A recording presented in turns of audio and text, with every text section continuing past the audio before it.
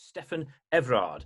Stefan is joining as a super regional director for the MAD project. And this gives an opportunity perhaps for you to tell us what it's like, how the last few weeks have been during this launch, and what it's like being involved in the MAD project.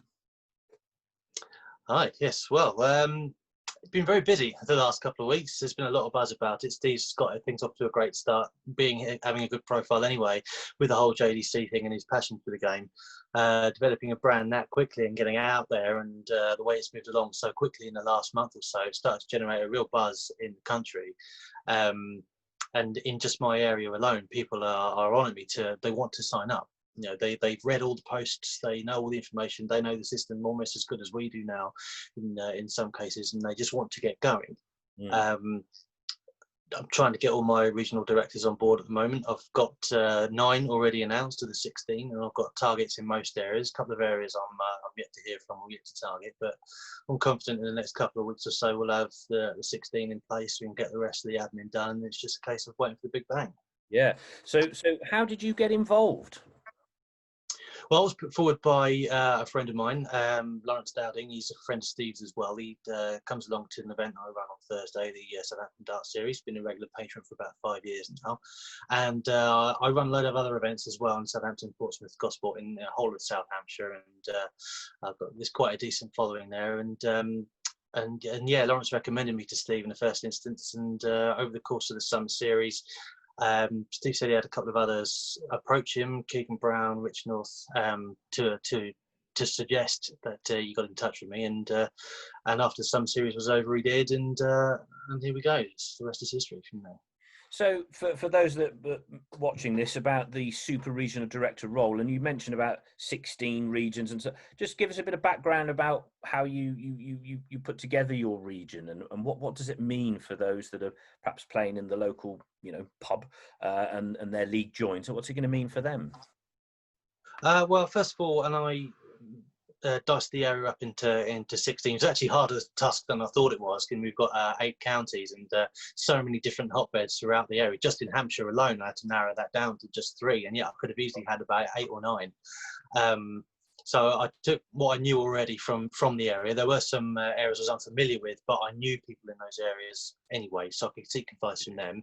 Quite happy with the 16 areas I've got and the borders within those as well, and made sure that was well published so that the uninformed, if you like, could read up, find their little town that they're close to or they play, and think, that's where I'm going to fall under. And now they're ultimately waiting for who's going to be in charge of that area, and they're like suggesting people to me who'd be in touch. People have got in touch with me as well, asking for role profiles and application forms to get involved, and asking lots and lots of questions. And it's been all positive so far. We've all been there. We've all been the common player in the local domestic league in the pub, playing best of 3 on a Monday night, dreaming of becoming a world champion or whatever. But the system, when you look more into it, particularly in the amateur system, where you have to go through the Super League, record an average, get selected for county. As we know by the state of the amateur game at the moment, there's been a lot of politics and everything involved, and it's very, very hard to break through into that system now. This avenue, when I read about it, is so universal. You can just do what you do anyway and go on to greater things. Yeah. And I think that's the appeal. Convenience is the ultimate appeal to people, especially dart players. If they can just keep on going to their local on Monday night, playing well like they do, and before they know it, they're getting a phone call saying, we wish you to represent Southampton, we wish you to represent the England Invaders, and you're going national, and you're getting invited to these national competitions as well, just by doing what you already do. You can't ask for better than that as an amateur player. I think it's a great system. Is that what drives you on then? Is because the super regional directors, there's only going to be 16 of you from Scotland to Cornwall. What is it that drives you on? Is it that simplicity, the ease of making these local players the opportunity to progress? Is it about big events? Because you said you run events as well. Is it so? There's open events. I mean, there's a lot going on here. Yeah, there is. I think for the common player, at least, they've always had the dreams, and there's lots of players that are very, very good. They could easily get into the county teams, get into the national teams or whatever, just on raw ability alone. Either they don't feel they have the drive to go through the system because of how much of a greasy pole it is, or it's just not been attractive or incentivized enough for them in the past. I mean, beforehand, back in the 90s, playing for your county was the pinnacle. It was the thing to do. But in the advent of the PDC and the development of that with the Challenge Tour, Development Tour, as well as the expansion of local competitions throughout the country, not just for myself, but everybody's having a go at it. There's so many opportunities now to go as far as making a living, even locally. Yeah. You know, playing for honour is taking a bit of a back step, which of course has seen the county side and the amateur side almost suffer a little bit. And as a result, people are walking away from that, and the counties themselves aren't getting the quality that they've actually got. And I think through the MAD setup, the MAD structure, that's going to bring out a lot more of that hidden talent. Yeah, and it's everyone's in it together, genuinely. There seems to me, I mean, there's a huge amount of people out there that play darts locally. I think a lot of the folk that watch the TV or perhaps play at home, because there's been a massive explosion in playing at home now during this pandemic, don't realise the volume of people that just love to play darts on, as you say, a Monday night with their friends and enjoy the game, but actually now getting recognised for performance, playing either with themselves or with a partner or with a team, is that right? And sort of getting rewards for wins or scores and checkouts and all sorts of things. Yeah, I mean, the old system, or the current system now, is that to enable yourself selection, you have to perform constantly, and that driver is a player's single dart average. And people bear that in mind when they're playing a Super League match. They may scout somebody really, really, a real reputable player, 4-0, 4-3 or whatever, but they limp over the line doing so, and they see the average. The win side of that, or the performance during the game side of that, is overlooked completely. And it's unfortunate that these players don't always make it into county sides, into greater things, because of the way that they've been recognised, which in my opinion is incorrect. It doesn't tell a whole story. And this format is such a leveler that people that will never consider it before will now open their minds up a little bit and think, I wonder what if I do all right on a Monday night. Why can't I do all right on a wide platform? Yeah. So not only we've got this sort of league structure then that you're overseeing within your area, within your super regional and your regional directors. There's open events as well, so that you can be an individual sort of member and come and play. Like if you put one of yours on, you say you do lots of events, and there's going to be darts events all over the country then. It's going to be an explosion. I mean, there's loads now as there is. Obviously, when we released the event criteria to be a MAD affiliated, it's so simple, and most events would cover that anyway. They're going to be popping up everywhere, and brands such as the brand that I run, the Southampton Dart Series, and you've got Bedwear in South Wales, Bishop's Bedlam Promotions, and you've got Fatal Dart up in Manchester as well. They do a lot of stuff anyway, but they're going to be attaching the MAD brand to those events now, and it's going to draw more people in if they know that they can score MAD points and progress within the system.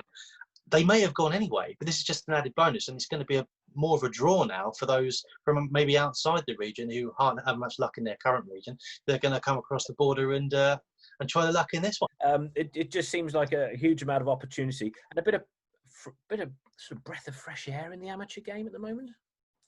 It is, and it's been a long time coming. It's been such a stale system for now. Up until now, in the last few years in particular, it's been, traditional. I mean, it's great. It's always worked, but just society and the way things are moving, people are looking for a different opportunity now. At the same time, the amateur side still remains massive and always will be when you get the youngsters coming through and everything. But it's such a popular sport that's just continuing to grow. This approach is literally modern, as it says in the brand, and it's fresh and it's innovative, it's entrepreneurial, it's the lot. It's not bottlenecked, it's not channeled, it's open. It's completely open. And I think that's one of the main selling points for people. Even players that would be in the later stages of their career, like Stefan announced free membership for those over 65. Yeah. You still have the purists that love playing darts. They think, I won't bother now. These youngsters are just too good for me. We've actually got a dedicated number of slots within each regional team for those players, and all of a sudden it gives them a new lease of life. It's something else to play for now. They are completely irrelevant, same as everybody else. Yeah, and that's the point of the system. It's opening up to everybody. So when things actually get back to normal and players can start playing, obviously, and MAD is officially up and running, there's going to be some absolute bouting tournaments then, I would have thought, in the next 12 months or so, with regionals and super regionals and all, national tournaments. I mean, it's just going to be even another plethora of darts tournaments. It's going to be mental. There's going to be multiple opportunities every weekend, just locally. I mean, before lockdown happened, I had 7 tournaments booked in for the later half of the spring and the summer, which I will have to postpone all of them. Right? Yeah. People are messaging me all the time. When's the SDS going to come back on? When's your next tournament booked in? I can't answer those questions yet. But when we do get the go-ahead, people are going to be so itching to playing darts in their familiar arena. Don't get me wrong, there is a scene at home. People have been playing at home. I've been running some online home bits and everything, and that's okay. But there's never any future in it. It's just a gap filler. It's just past its time.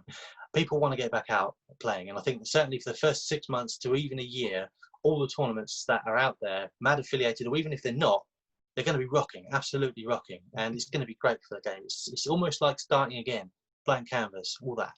Marvelous! It sounds really exciting. Yeah.